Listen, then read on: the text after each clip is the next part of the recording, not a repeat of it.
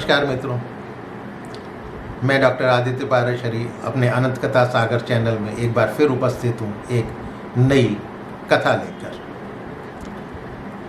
सबने महाभारत में कृष्ण के योगदान के बारे में सुना है, लेकिन बलराम तो कृष्ण के बड़े भाई थे, दाऊ थे, फिर उनका वर्णन कहीं क्यों नहीं मिलता? ऐसा क्यों है? वास्तव में जब बलराम जी ने कौरव एवं पांडवों के युद्ध की तैयारी के बारे में सुना तो उन्हें किसी का पक्ष लेकर लड़ना पसंद नहीं था। इसलिए उन्होंने तीर्थ यात्रा के बहाने द्वारिका से निकलना श्रेष्ठ कर समझा और वहाँ से निकल लिए। वो सरस्वती नदी के उद्गम स्थान की तरफ चल पड़े।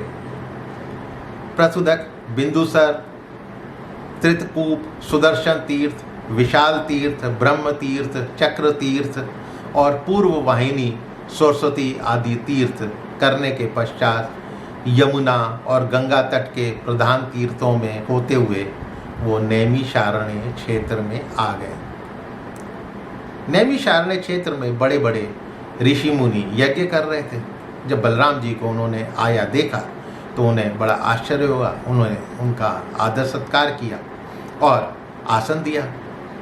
बलराम जी ने देखा कि भगवान व्यास के शिष्य रोमहर्षण सूत जाति में उत्पन्न होने पर भी उन श्रेष्ठ ब्राह्मणों से ऊंचे स्थान पर बैठे हुए हैं और उनके आने पर ना तो उन्होंने हाथ जोड़कर प्रणाम किया, ना ही उठकर खड़े हुए, जैसे उनको जो है देखा अनदेखा कर दिया। ये देखकर बलराम जी को बहुत क्रोध आया और कहने लगे कि रोमहर्षण एक प्रतिलोम जाति का होने पर भी श्रेष्ठ ब्राह्मणों से तथा धर्म के रक्षक हम जैसे लोगों से ऊपर बैठा हुआ है। ये तो मृत्युदंड का पात्र है। व्यासदेव जी का शिष्य होकर इसमें बिल्कुल भी विनम्रता ही नहीं है। शास्त्रों का अध्ययन किया है लेकिन मन में संयम नहीं है, विनय नहीं, ये उद्दंड है। स्वांग कर अपने को पंडित माने हुए हैं जो लोग धर्म का चोला पहनते हैं लेकिन धर्म का पालन नहीं करते, वो मेरे लिए वध करने योग्य हैं। यद्यपि बलराम तीर्थ यात्रा के कारण दुष्टों के वध से अलग हो गए थे, फिर भी उन्होंने कुश की नोक से उस पर प्रहार किया और रोमहर्षण तुरंत ही मर गए।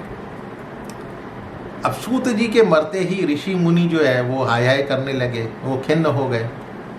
बड़ा उनको जो है खिन्नता हुई इस चीज़ को देखकर। कहने लगे, बलराम जी आपने बहुत बड़ा अधर्म किया है।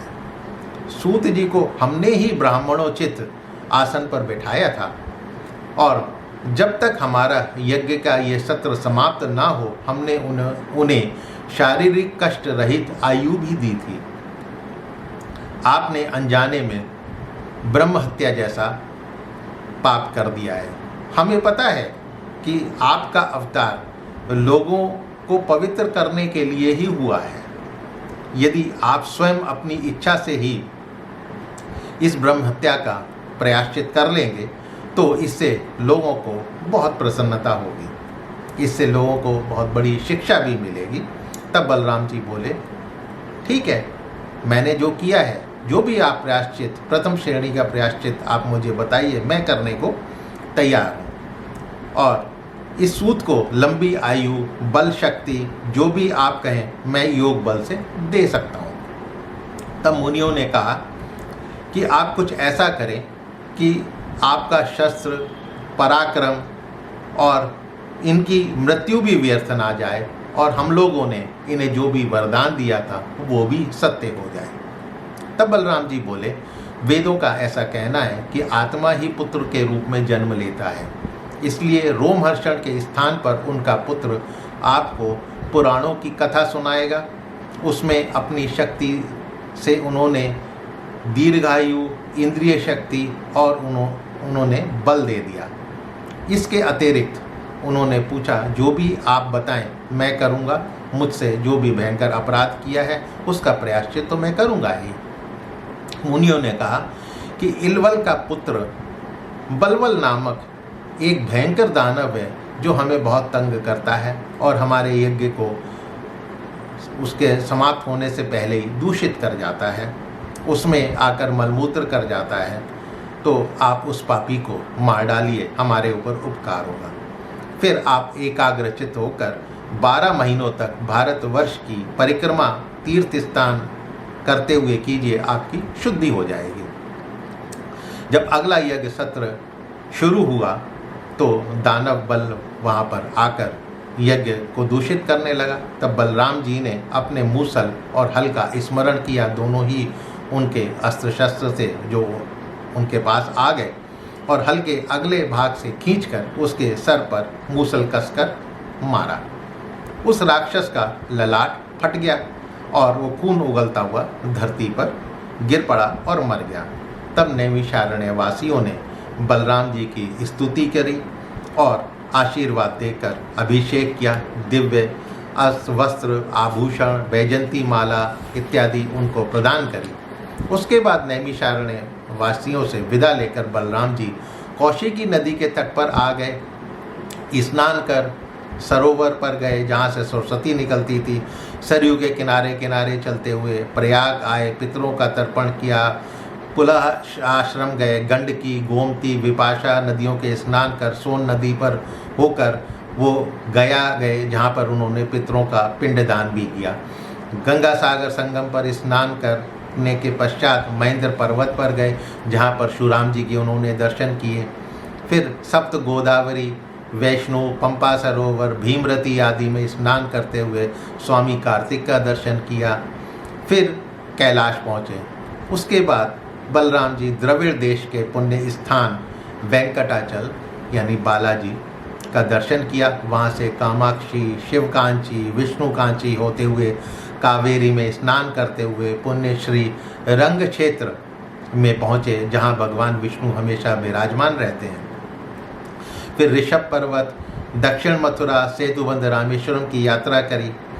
कृतमाला, ताम्रपर्णी नदी में स्नान करते हुए वो मलय पर्वत पर गए, जहाँ अगस्त्य मुनि से मिलकर उनका आशीर्वाद प्राप्त किया। दक्षिण समुद्र की यात्रा करी। दुर्गा देवी का कन्याकुमारी के रूप में उन्होंने दर्शन किया और पंपा सरस तीर्थ स्थान में स्नान किया।